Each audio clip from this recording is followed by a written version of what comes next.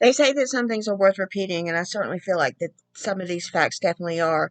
Also, I've gained some more information that I feel definitely should be taken into consideration about Afghanistan and what's going on over there. As I said in my previous videos, I am one of the most Pollyanna, rose-colored glasses individuals that you would ever want to meet. And, if I can see this clearly, it does make me wonder what in the world Washington does with their time and with our taxpayer dollars. My priority for my YouTube channel is to expose the human trafficking, torture, um, direct energy weapons, and crimes against humanity that DARPA, the Pentagon, the White House, and a bunch of filthy feds are guilty of. However, with the crisis in Afghanistan that Joe Biden and Donald Trump created, I have pushed the DARPA racketeering group videos to the back burner, but there are plenty more to come. Joe Biden, Donald Trump, and Barack Obama are conspiring with terrorists. This is why Biden pulled troops out of Afghanistan. George Bush, in Operation Enduring Freedom, sent U.S. forces to Afghanistan after 9/11 to stop the Taliban and Al Qaeda, the terrorist groups that killed 2,996 innocent Americans on September 11, 2001. The Taliban harbored terroristic monster Osama bin Laden in Afghanistan after 9/11. Now, why would any president of the United States ever forgive that? Yet, on the 28th of March, 2002, the United Nations Assistance Mission in Afghanistan was established at the request of the interim government of Afghanistan to assist it and the people of Afghanistan in laying the foundations for sustainable peace and development in the country. We have the most advanced military force on the planet. And 3 presidents are claiming in 20 years we couldn't train an army in Afghanistan when Afghanistan is the size of George Bush's Texas. We send our kids to Parris Island for basic combat training in 10 weeks, but we couldn't train Afghanistan to protect itself in 20 years. They are lying. They were babysitting the Taliban and getting paid dirty terrorist money. Why were Navy SEALs sent to kill Osama bin Laden when there was no water near his supposed hideout in Abbottabad, Pakistan? Why was his supposed dead body carried 934 miles and dumped in the Arabian Ocean? Obama claimed this was so Osama could be buried respecting Islamic tradition. Why was the president concerned with respecting bin Laden's Islamic tradition, a terrorist that killed 2,996 innocent Americans? Why did Barack Obama claim a burial at sea was in keeping with Islamic traditions, but Islam buries their dead as deep in the sand as possible? Answer: Osama bin Laden is not dead. Barack Obama got into bed with the filthy rich bin Laden family, Al Qaeda, and the Taliban, and they had to find some way for everyone to believe that the 9/11 killings had been avenged, but also to be able to stop operations to actually locate and kill bin Laden. Dispatch a team of Navy SEALs to go 934 miles inland, supposedly raid a house, kill bin Laden, then carry his dead body 934 miles to the Arabian Sea in complete disregard of Islamic burial traditions? No. Why are Americans believing these capitalist monsters? This was greasy Saudi Arabian bin Laden terrorist money. They're loaded. They support Al Qaeda and the Taliban, and these filthy politicians have been selling them DARPA devices, weapons, and technology. They are enabling and protecting terrorists. What happened to "we don't negotiate with terrorists"? Was the late Margaret Thatcher the only politician that meant it when she said it? We have long since adopted this policy.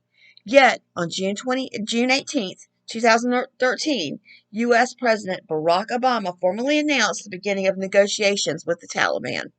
And the 3 presidents after George Bush have all been negotiating with terrorists. The Taliban are Al Qaeda and bin Laden lovers. Repeat, they hate Americans. They want us to die. Now we have given them carte blanche and even weapons to kill us. Now, since we couldn't establish a strong Afghanistan military in 20 years, and never could the Afghan military defend themselves against the Taliban when we had their backs, why on earth would we desert them but leave a bunch of weapons for the Taliban to take? Well, that's exactly what we did. Are the high-ranking officials at the Pentagon, such as Generals Milley and Austin, actually claiming they didn't know what was going to happen?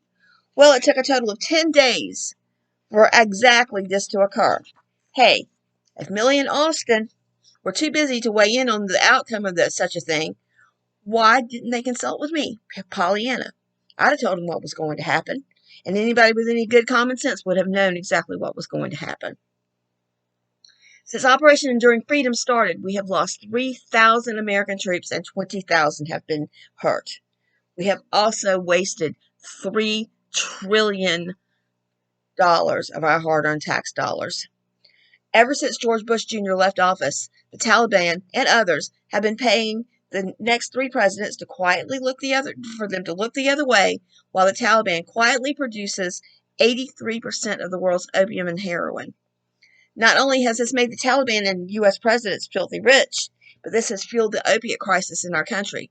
136 Americans die every single day from opiates in this country. This means the Taliban is killing 113 people in the U.S. every single day.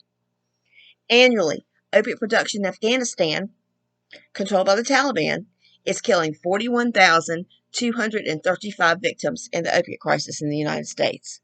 The Taliban are terrorists that hate Americans. They like killing us. But no one has a problem with Joe Biden pulling out all the troops and giving the Taliban free rein to kill even more Americans. Now, why would he do this? When this will increase opium, heroin production, kill even more Americans, finance Taliban weapons to kill even more innocent people.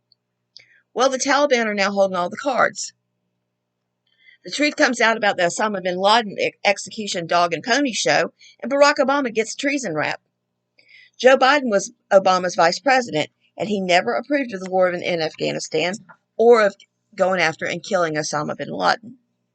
And after a 4-year hiatus during the Trump administration, Biden takes the White House. But Biden wants to abolish the death penalty, when 20 years ago he found so many other capital offenses. Well, of course, we have 3 U.S. presidents in a row, all guilty of treason and conspiracy with the Taliban and enabling the Taliban to kill innocent Americans every single day. I imagine Joe Biden surely isn't keen on the death penalty right about now. It's filthy money, folks. Good old-fashioned American greed, the hot pursuit of those dead presidents. Those of us that care about the future of the United States and the world need to wake up and stand up now. There are innocent citizens in Afghanistan that have been depending on us for 20 years to protect them from the Taliban. Children are dying. What about all the United States military troops that have given their lives there? Now for absolutely nothing? What about the 2,996 innocent Americans that died on September 11th, 2001? What about the 125 Americans at the Pentagon that these terrorists killed? This is so dirty, even the officials at the Pentagon are looking the other way. There are 16,000 first responders from 9/11 that have at least one illness associated with mold and asbestos from their bravery on September 11th, 2001. Why can't anyone else see what is going on here? Anyone that knows how to Google can verify every single fact included here. It is no small coincidence that Biden did this amidst the panic over the COVID-19 pandemic. It's smoke and mirrors to hide the truth.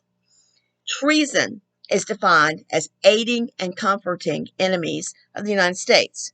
So who among us cannot see that Barack Obama, Donald Trump, and Joe Biden are not all guilty of treason? They are aiding and comforting enemies of the United States and the Taliban. Please join me in stopping these filthy capitalist monsters now. They are more than happy to allow anyone but them to die. Please share this on social media. Tell everyone you know, write your representatives in Washington, and demand that Joe Biden be impeached. Please join me in this fight. Please email me at stopthesedirtyfeds@gmail.com. Kristen Boyd Meter.